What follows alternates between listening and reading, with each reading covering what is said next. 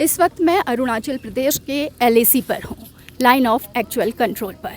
ये बुमला है और ये 15,000 फीट की ऊंचाई पर है। यहाँ पर हमारा BPM हट है। आपने जब ईस्टर्न लद्दाख के बारे में सुना होगा, वहाँ तनाव ख़त्म करने के लिए जब भी मीटिंग होती है भारत और चीन के कोर कमांडर स्तर के अधिकारियों की, तो BPM हट में होती है। हमारा पुराना BPM हट जो इंडियन साइड में है, ये आप मेरे पीछे देख सकते हैं।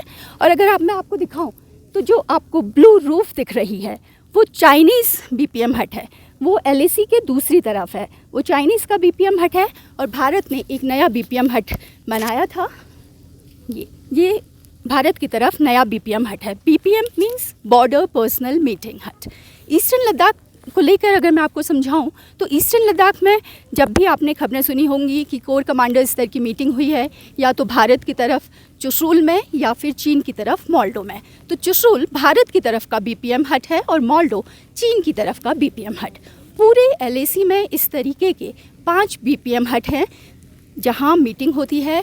और BPM मीटिंग साल में 9 बार होती हैं जो प्लान्ड होती हैं। इनमें से 4 सेरेमोनियल मीटिंग होती हैं। गलवान के बाद भी बुमला के BPM हट में मीटिंग्स हुई हैं। पिछले साल 4 BPM मीटिंग हुई है, 1 जनवरी को, 26 जनवरी को, 1 अक्टूबर और 30 अक्टूबर को।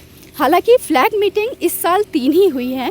BPM में बॉर्डर पर्सनल मीटिंग और फ्लैग मीटिंग में ये फ़र्क है कि BPM प्लान्ड होती है। साल में 9 BPM मीटिंग होती है और फ्लैग मीटिंग तब होती है जब भी किसी तरफ से ज़रूरत हो। मान लीजिए कि भारत की तरफ से कोई इशू रेज़ करना है तो हॉटलाइन पे बात करके फ्लैग मीटिंग बुलवा सकते हैं। इसी तरह से अगर चीन की तरफ से उन्हें कुछ अपना पॉइंट रेज़ करना है, मीटिंग करनी है, तो वो फ्लैग मीटिंग कॉल कर सकते हैं। अगर हम हॉटलाइन की बात करें तो पूरे LAC में 6 हॉटलाइन हैं और उसमें से 4 हॉटलाइन ईस्टर्न सेक्टर में है। ये बिल्कुल LAC है और यहाँ पहुँचने के लिए भारत का इंफ्रास्ट्रक्चर पूरी तरह से सुधर गया है। हम इसी पॉइंट पर बुमला पर 2 साल पहले भी आए थे। लगभग इसी वक्त 1 अक्टूबर को BPM मीटिंग थी। उस वक्त हालात थोड़े अलग थे। तब जो BPM मीटिंग हुई थी वो चाइनीज़ हट पर, बुमला में LAC को क्रॉस करके चाइनीज़ हट पर हुई थी। लेकिन अब क्योंकि LAC पर तनाव है तो उस तरीके का माहौल नहीं है। और इंफ्रास्ट्रक्चर हम देखें तो उस समय भी इंफ्रास्ट्रक्चर काफ़ी सही था। बुमला तक पहुंचने के लिए भारत की तरफ की सड़कें बहुत अच्छी थी। हालांकि कुछ जगह पर काम चल रहा था, लेकिन अब पूरा काम हो गया है। यहाँ तक पूरी अच्छी सड़कें बन गई हैं।